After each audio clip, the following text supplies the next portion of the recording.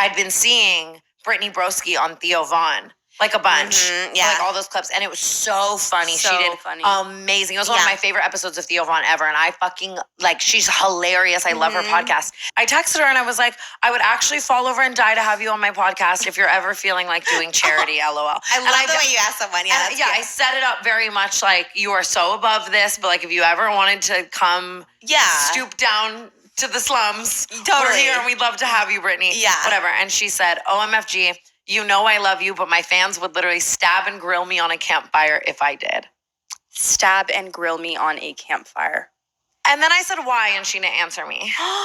I really love her. I think she's so funny, but that really bothered me, actually. I mean, that's literally, first of all, so rude just in general. Like, I just think, say you're busy. Like, say you're busy. Don't say, like, my fans all hate you. Because, like, she has so many fans. And to say that, like, that entire group of people would stab and grill you on a campfire for associating with canceled is like which crazy. Is yikes. Like that, you're basically saying that many people like look down on us and don't like us. And I thought there was some crossover, like, because I love Brittany Broski. For sure is crossover. Like, for sure. And if you're, like, Theo is controversial. Like, I guess I just forget about my past, you know, and I'm like, okay, but we always have had that kind of relationship where when I see her, we have a lot of fun, but I know she doesn't want to be on the internet with me, and it, like, makes me feel like, you know what I mean? Like, I'm like, oh, fuck. Like, that gives me, like a guy who doesn't want to be seen with you vibes. Like, it just is, like, feels icky. I'm not saying everyone has to do the fucking canceled podcast at all. This just reaffirms to me that no matter how well the podcast is doing, or like Jelly Roll wants to come on, or like someone huge wants to come on, or like,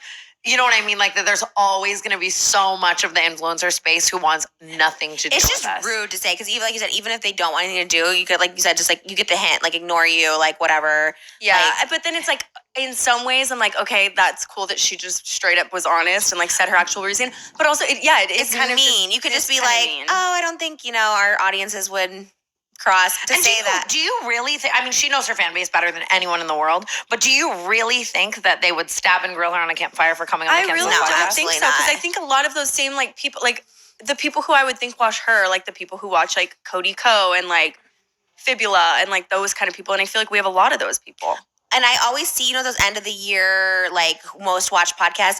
I always see you guys, like it's my podcast, and I see you guys with me, the Brittany Broski one, and Trixie and Katya.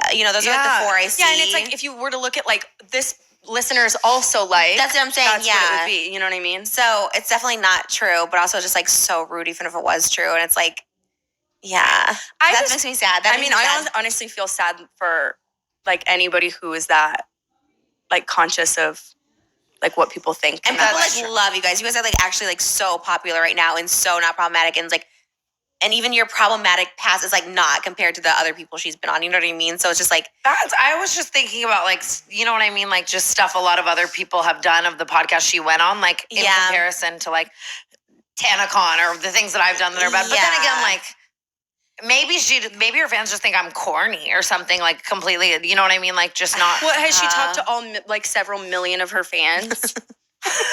Just do a poll. And then do you think she did a like Tana Mongeau poll? Like that actually, oh my God, it makes me want to cry actually thinking about it right now. Because if someone said that to me, I'd actually cry. I was like, oh my God, that makes me so sad. Oh, I love you, Trish. I think so awful. It's just pregnancy hormones. No, oh my God, that's like so weird. Actually, I hate it. I hate it now. That it really bothered me too, because I really like her too. So it like actually kind of pissed me off. And I thought she'd want to come on. I was like, I was excited. And the reason I'm a little strange about it is like she's pretty offensive in her humor and stuff. Like a lot of the things she said, she's not like PC about her jokes at all or anything. No. So it makes me.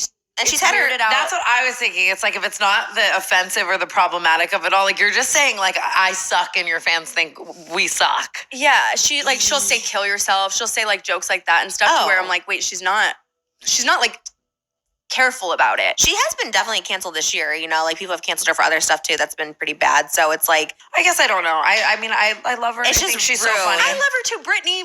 Come on. Well, I don't think. Although I don't want anyone on this podcast who doesn't want to be on here. That's so fair. I mean, I'm like so happy for all of her success, and when I see her clips, like I'm so happy for her, and I think she's so funny. So I just was like, I want to. You know what? It just makes us want to do better. It's like, can we be better for Brittany Broski? Yeah. I also think that like just. That is the whole lore with canceled. Like I have to accept that the influencer space is the way it is, and there's always going to be the like 50% who want nothing to do with this lore. And this couch. No, same, of course, but there's like. I thought we were going through a major rebrand, honestly. No, you are. You're like, you guys are like the it podcast. Like, you guys get over 1 million views. Like, it's actually crazy to see your like analytics, like all the stuff, like mainstream stuff you're doing. So it is definitely, you're in this rebrand era. So it's just for some people and it's not for others, though. And I have to, but you don't need to be. I mean, the crazy rudeness. It's one thing to be upfront and be like, ooh, I'm kind of scared to come on it or whatever. And another thing to be like, my fans will absolutely kill me if I do because you guys are so awful. Like, that's crazy. She really took it like far too. She's like, they will literally jump in traffic, fucking slit their wrists. Oh my God. I don't know. Oh my God. That's actually so. When did that happen? She's real for that, though. She really is.